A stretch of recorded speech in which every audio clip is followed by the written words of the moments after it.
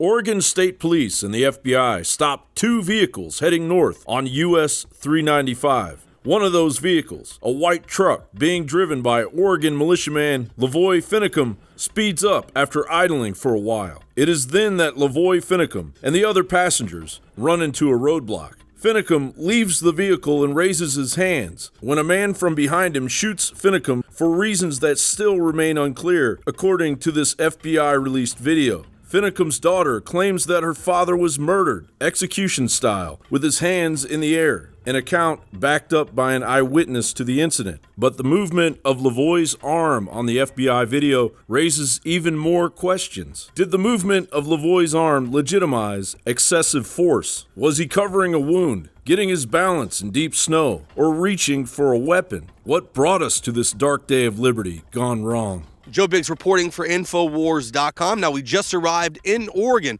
We've come here to investigate the reports of armed militiamen overthrowing a federal government building here at the Malheur National Wildlife Refuge right outside of Burns, Oregon. Now, there have been reports that they have taken this building. They're using it as a place to protest against the U.S. government, who time and time again have overstepped their boundaries, taking up people's lands. It's not just happening in Nevada. It's not just happening in Oregon. It's happening back home where I live in Texas as well. This is a huge issue. It's a huge problem. And Ammon Bundy says that they do have credible intel from 3 different sources that they believe that the FBI will be coming down on them.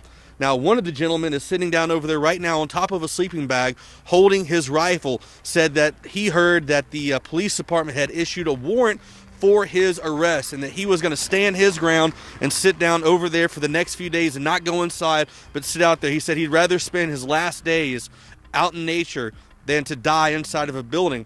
Now, Ammon Bundy seemed very concerned that the FBI was going to come after them tonight at some point in time, possibly. We need to learn from our mistakes. And I have been through this so many times, watching people get set up and manipulated. It makes me want to throw up. And the exact aftermath of what we predicted and the players and what was going on is now being confirmed. About 400 or 500 yards down, there is a blockade by the police, by the FBI.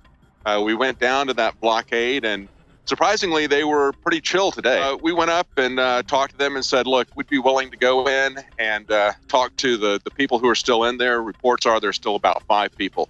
Besides the ones who were arrested at the shooting of Lavoy Finicum, they had 8 people come out yesterday. 3 of them were arrested.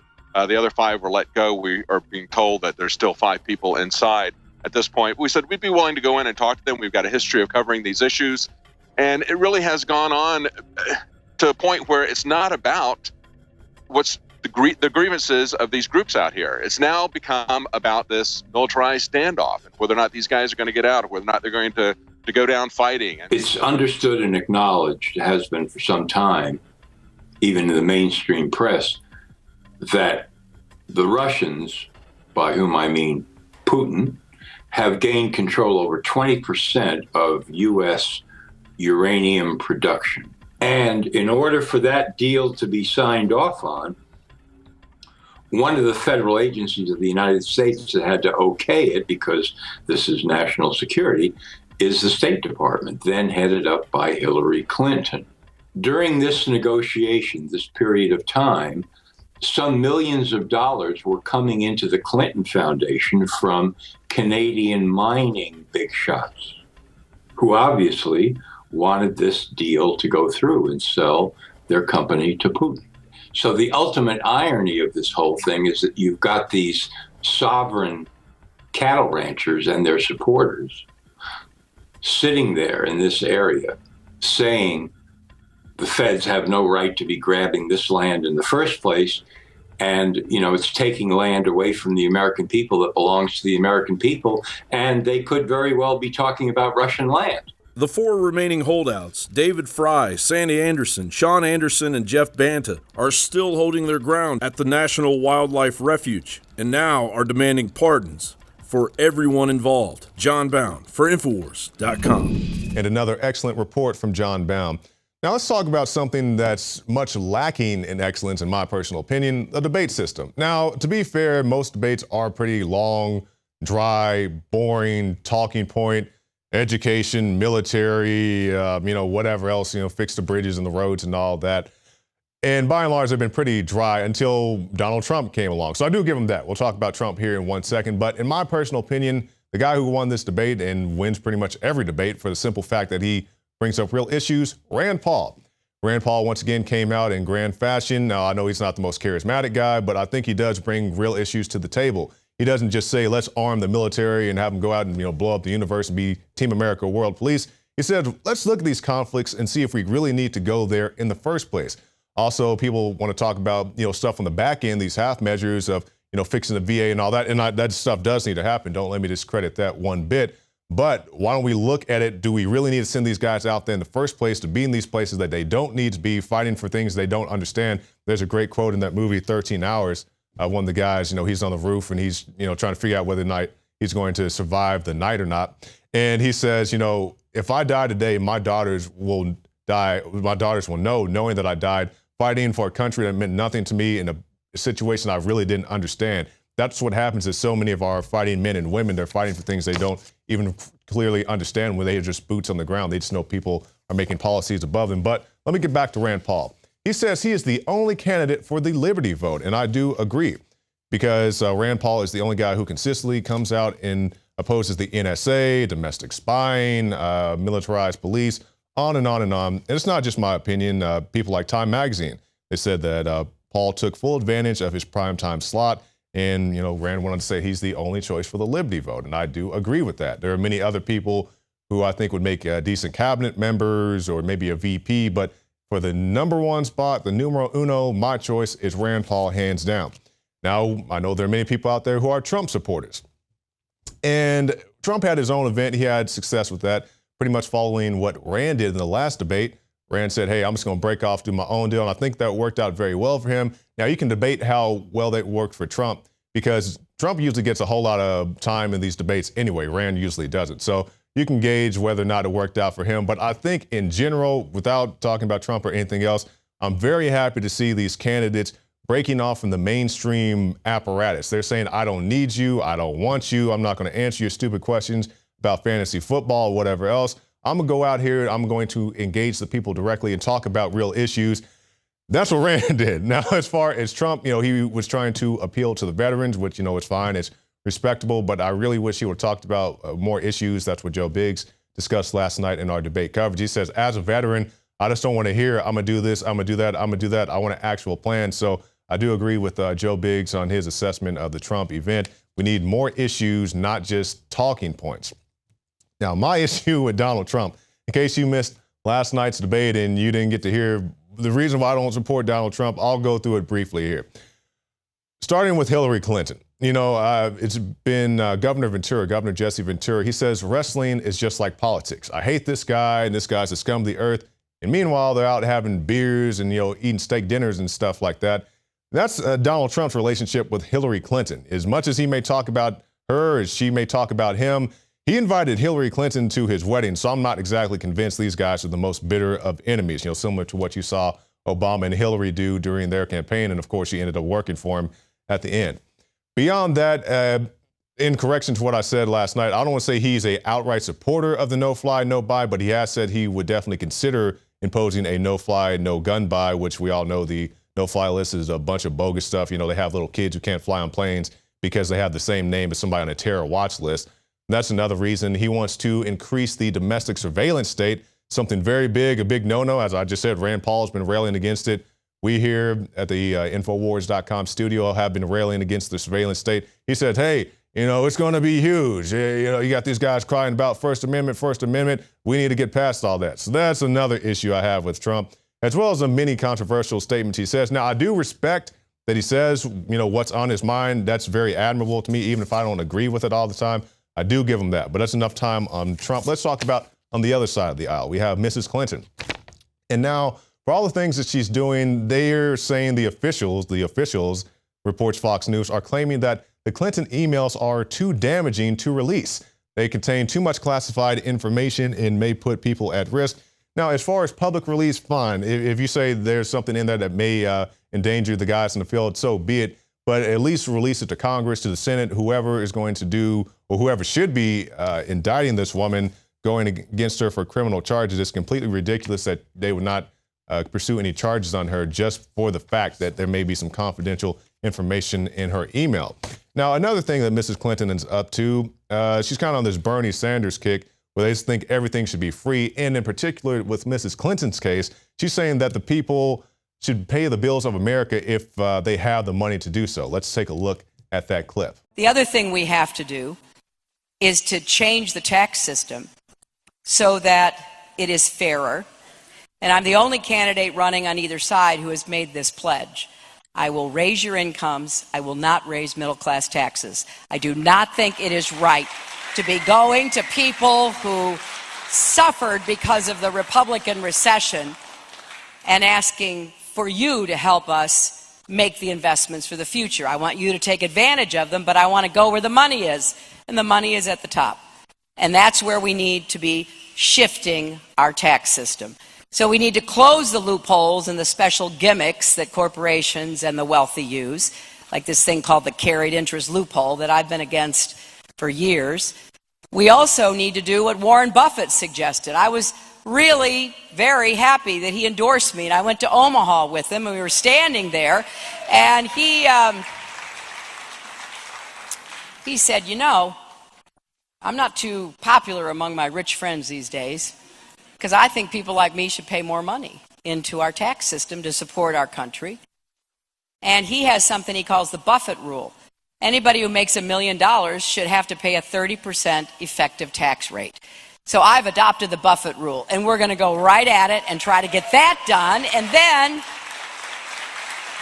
I want to go further. I want to impose what I call a fair share surcharge on incomes of $5 million or more. Now, there aren't very many of those, but there's a lot of money there because I want to use that money to make college affordable. I want to use that money to invest in clean energy.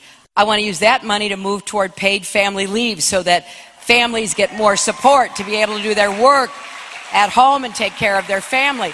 I want to use that money to help bring down the cost of child care, which in some states is as expensive as college tuition. There are things we can do that will relieve the burdens on middle-class families, and the money should come from those who have it. And I can guarantee you that she's not talking about her paying those bills. Now, let's talk about the gun show loophole. To switch gears here, that's something I hear a lot about, and a comedian actually did an undercover video and tried to debunk the gun show loophole. Of course, I know it's a bunch of bull. I've bought several guns, whether they be at official gun shops, the big box stores, gun shows, and every single time I've bought them from a dealer, I've had to go through a background check. So let's take a look at this guy and his experience. What is this? This is a NICS background check. Oh, I thought at gun shows you didn't have to do a background check. Oh, no. Okay. I know technically you can't sell it, but are any of these fully automatic? Negative. Real quick, sorry, I'm in a hurry. Can I get a gun here without a background check? No. Son of a... So there you have it, because many people think it's just running wild. It's the wild, wild west when you go to a gun show. No, these guys understand that they do have agents or, feds, whoever go in there trying to set these guys up. They're very much aware of the law. They don't want to get busted and spend 20 years in prison. So if anybody thinks that it's just running wild, no, it's not the case. Now, you can private sell, but official FFL dealers, they definitely do go through the paperwork. Now, for our final story before we go into more special reports, vaccines. You don't hear much about vaccines because the laws Reagan passed pretty much make sure that you wouldn't do it. But we've seen kids die of vaccines in Syria, in Mexico. They never talk about this on the news. When they do talk about it on the news, it's Katie Couric with the girl who's dying from some vaccine, and they got the doctor over here. All those things are very rare. And now Don Salazar has the article, Vaccinations suspended at a UK school after up to 15 students collapse. And of course, this is just something they'll say is completely harmless and natural, but anybody with a lick of common sense knows that's not the case.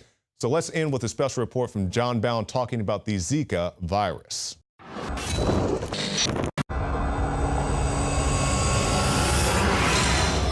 Brought to you by the world's deadliest creature, the mosquito. Well, there's no specific treatment for Zika virus disease, and there's no vaccine. However, we have seen that most of the cases are mild, or some of them do not even show any symptoms. Currently, a vaccine for Zika doesn't exist, but the necessity of one could bring Bill Gates' lifelong world depopulation preoccupation one step closer to its IBM and Microsoft eugenics industrial complex vision. Zika virus, a virus spread to humans by the Aedes aegypti mosquito, the same mosquito that produces yellow fever, dengue, and chikungunya, and is found in the Americas, Africa, Asia, India, and the Pacific Islands. Symptoms in adults are mild and can last for several days to a week. Health officials are now questioning whether the virus has long-lasting neurological and muscle-weakening effects similar to Guillain-Barré syndrome. The most prevalent danger of Zika involves microcephaly, causing stunted brain development in babies. The BBC reports, health officials battling the Zika virus in Brazil say as many as 100,000 people could have been infected in one city alone. About 3,500 cases of microcephaly have been identified in Brazil so far. But before we sound the alarm, there is zero evidence that the Zika or Zika virus could be causing the microcephaly outbreak. Giant scam. I've been to this rodeo many times before with viruses and so-called diseases being caused by viruses. And in my recent article at No More Fake News, I run down the useless and deceptive laboratory tests that try to define how, for example, the Zika virus is causing babies to be born with smaller heads and damaged brains, and the science absolutely does not hold up. But what does hold up as a cause of this happening, and I believe there are multiple causes, and you need to look to Brazil, for example. You are talking about gigantic amounts of pesticide use down there. They use more pesticides in Brazil than any country in the world. Any country in the world. And many of these pesticides are banned in 22 other countries. So you're talking about highly toxic substances in the very area where they're reporting all of these, deformed births. Oddly enough, though, the Bill and Melinda Gates Foundation funded Oxitec mosquito release experiment conducted in Brazil last year preceded the explosion of microcephaly cases in Brazil.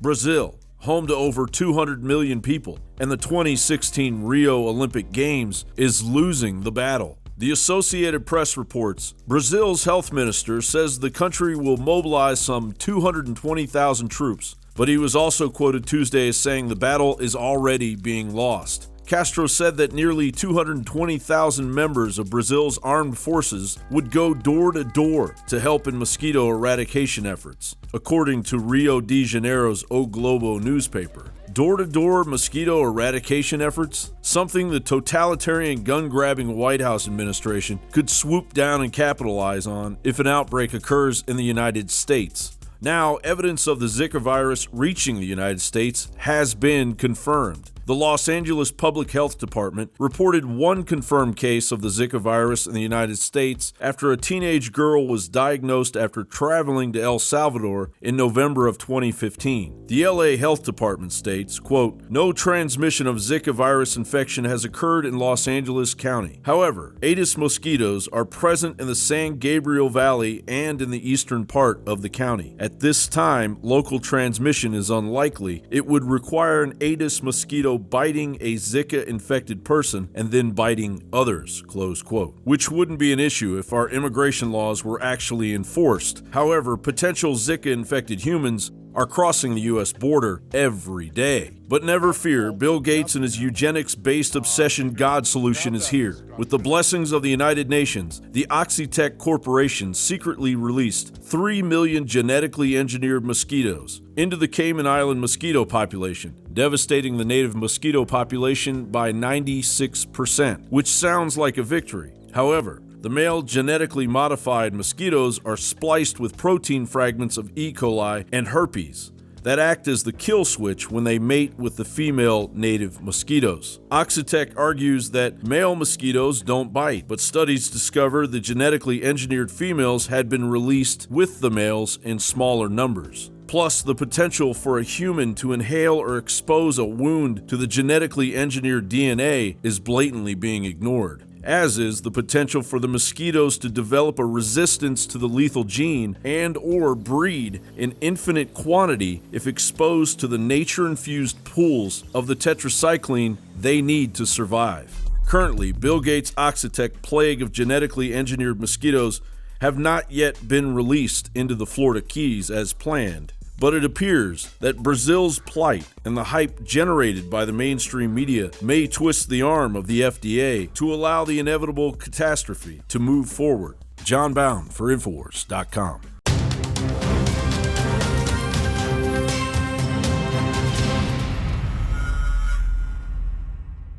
Shane Steiner's involvement with InfoWarsLife.com truly happened in an organic way. I went to high school with Shane, his brother, knew his parents well, and he was visiting the office once, hadn't been to the office in years, and said, wow, I notice you're making and selling supplements. Do these really work? Because I've tried a lot of supplements as a workout enthusiast, and I really think most of them are hype. And I said, here, take some home, try it. Well, a few weeks later, he came in blown away and said, I want to buy 3 boxes of this stuff to give my friends and family.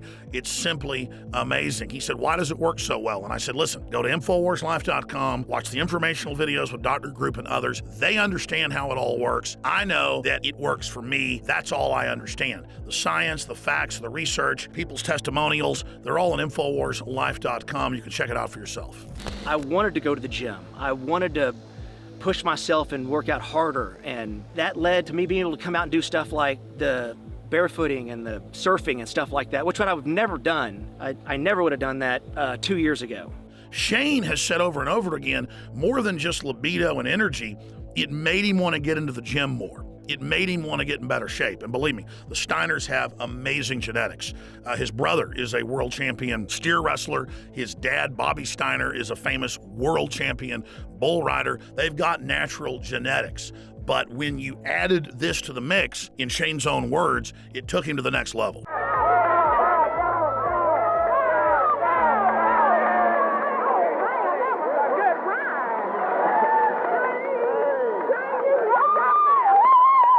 Shane noticed the mental clarity. Bobby was able to work out longer and gain muscle mass. He's already completely shredded. I gotta admit, for me, the biggest effect has been libido. Now, I've never claimed to have a body like some beach model, but back when I was 20, 22 years old and worked out every day, I looked great. But over the years, and being married, having 3 kids, and working 18 hours a day, I gained basically 100 pounds. And it's been a long process losing that weight in the last 4 years. But if you look at the photos and the videos of what I looked like 4 or 5 years ago versus today, the results are dramatic. I'd already cleaned up my diet, I was working out hard, but I'd only lost about 20 pounds. It was adding the other key ingredients from InfoWarsLife.com that helped me personally go to the next level and shed another 35 pounds. This has actually made me feel so good that here lately, about a year ago, I started training jiu-jitsu, and that kind of led to doing some boxing and kickboxing. I mean, it's amazing that 2 years ago, I was on the couch and couldn't even tie my shoes, and now I'm training with MMA fighters and just doing stuff that I never thought that I would be doing ever again. So Super Male Vitality has allowed me to do some amazing things, and if it has those kind of effects for me, I know that it will do great things for you. So just try Super Male Vitality. I promise you, you'll love it. And finally, let's look at Anthony Gucciardi, Infowars.com reporter. He also works with Dr. Group and others, helping develop the newest, most cutting-edge, high-quality supplements. Let's take a look at what happened when he tried to barefoot ski for the first time with the Steiners. And remember, we're not making fun of him. He had the will to get in the arena, and he's lost more than 10 pounds in the last few years of fat and gained more than 10 pounds of muscle. And Anthony chalks it up to Super Male Vitality as well.